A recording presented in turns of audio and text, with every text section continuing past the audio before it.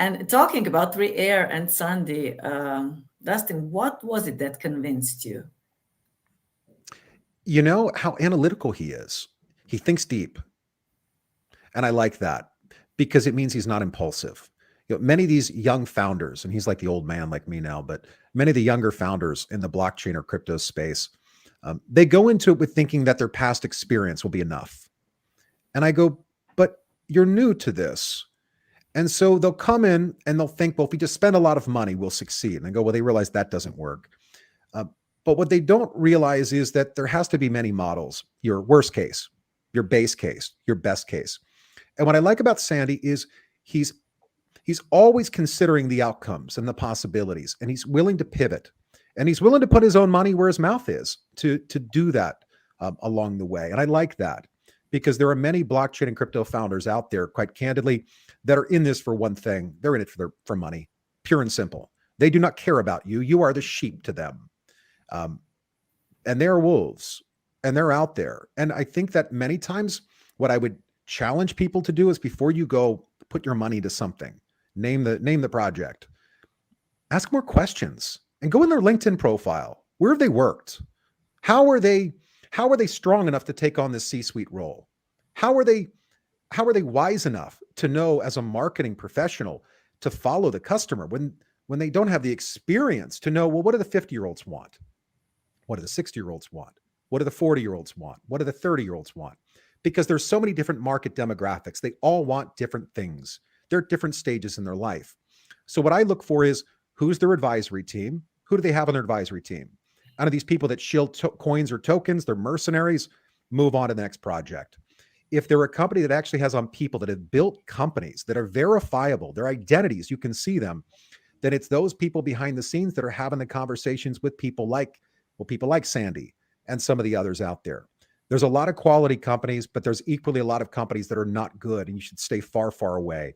Right now, most blockchain projects, and I'm not saying the top 25 or 50, but most of the top projects out there, their runway is this. I don't know if you can see it on the screen. It's not very large. It's not very long, because they all overpromised, and they will underdeliver because of their inexperience. They were knowers. I know. We know our roadmap in 24 months. I go, but what if it lasts 36? What if it lasts 48? Because it comes to being a captain. Because captains are not made when the waters are easy. You're not a captain in a bay if the water doesn't move. You're a captain when it's tough and when it's hard. And what I liked about Sandi was he made a claim.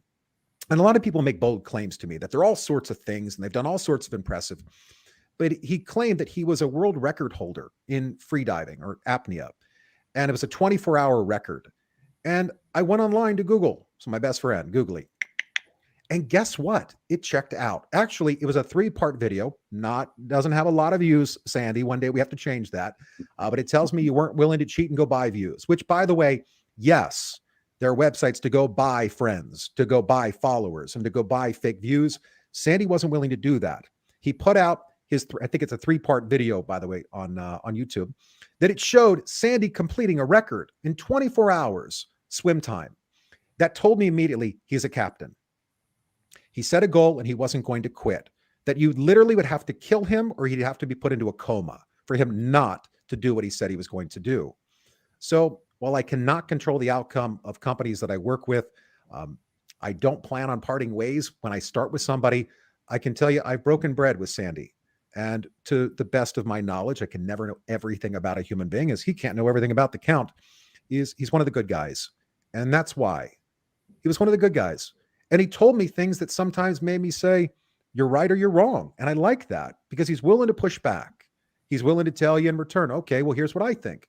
But he's willing to take advice, and he's willing to move very quickly because he recognizes we're not in the crawl stage anymore. We're barely in the walk. We're now in a race. It really is a race. But you got to make sure you're doing it right. And success leaves clues. And Sandi knows that. Sandi, what do you say about that? I'm speechless. But yeah, I think that was the nicest thing that anyone said about me. So thanks.